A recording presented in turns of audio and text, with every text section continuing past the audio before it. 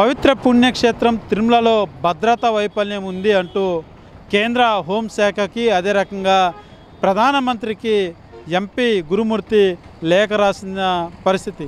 అయితే ఎందుకు ఈ భద్రతా వైఫల్యం ఎందుకు చోటు చేసుకుంది, ఏ రకంగా సాగుతుంది అన్నది మాత్రం ఆయన ఒక లేఖ ద్వారా పూర్తిగా వివరిస్తూ ఈ లేఖలో పేర్కొనడం జరిగింది. ఏదైతే ముఖ్యంగా ఇటీవల తిరుమల క్షేత్రంలో చోటు చేసుకున్నటువంటి సంఘటనలు అన్నీ కూడా ఆయన ఈ లేఖలో పొందుపరిచినట్టుగా తెలుస్తుంది. ఏదైతే ముఖ్యంగా ఇటీవల చర్చనీయాంశంగా మారినటువంటి పాపనాశం డ్యాంలో ఏదైతే బోటు అటవీ శాఖ అధికారి నిర్వహించినటువంటి బోటు పర్యటన నేపథ్యంలో దాన్ని అనుమతి లేకుండా ఎలా వెళ్ళారంటూ కూడా ఈ లేఖలో పేర్కొనడం జరిగింది. అదే రకంగా తిరుమల క్షేత్రంలో గతంలో ఎగ్గుతో కూడుకున్నటువంటి బిర్యానీ భక్తులు కొండకు తీసుకెళ్ళి అక్కడ భోంచేయడం జరిగింది. దాన్ని ప్రశ్నిస్తే మాకు తెలియకుండా తెచ్చుకున్నామంటూ కూడా ఆ భక్తులు చెప్పారు.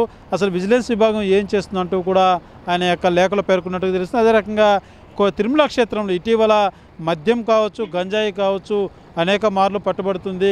పూర్తిగా భద్రతా వైఫల్యం చాలా స్పష్టంగా కనబడుతుంది. ఎందుకు ఇలా చేస్తున్నారు, దీని మీద ప్రత్యేక శ్రద్ధ సెంట్రల్ గవర్నమెంట్ వహించాలంటూ కూడా ఆయన ఈ లేఖలో పేర్కొనడం జరిగింది. అదే రకంగా గతంలో ఎప్పుడు జరిగిన విధంగా తొక్కిస లాంటి సంఘటనలు కూడా కేవలం భద్రతా లోపం సమన్వయం లోపం కూడా చాలా స్పష్టంగా కనబడుతుంది.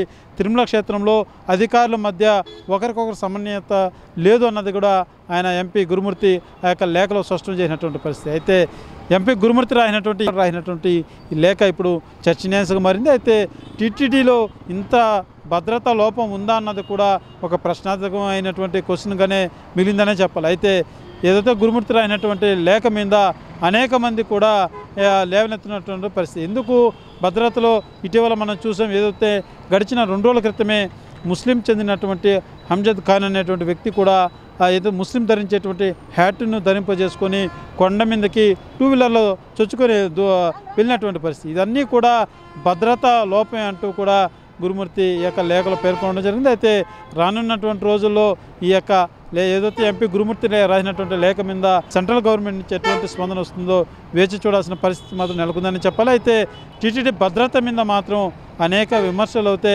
లేవనెత్తున్నటువంటి నేపథ్యంలో రానున్నటువంటి రోజుల్లో టీటీడీ ఏ రకంగా ఈ భద్రతా వైఫల్యాల మీద ఎటువంటి చర్యలు చేపట్టబోతుందో వేచి చూడాల్సిన పరిస్థితి మాత్రం నెలకొందనే చెప్పాలి. కెమెరా పర్సన్ కోటితో సురేష్, RTV, అలిపిరి. మరిన్ని వీడియోస్ కోసం ఛానల్ ని సబ్స్క్రైబ్ చేయండి. లేటెస్ట్ అప్డేట్స్ కోసం వాట్సాప్ ఛానల్ ని ఫాలో అవ్వండి. ఆ లింక్ డిస్క్రిప్షన్ లో ఉంది.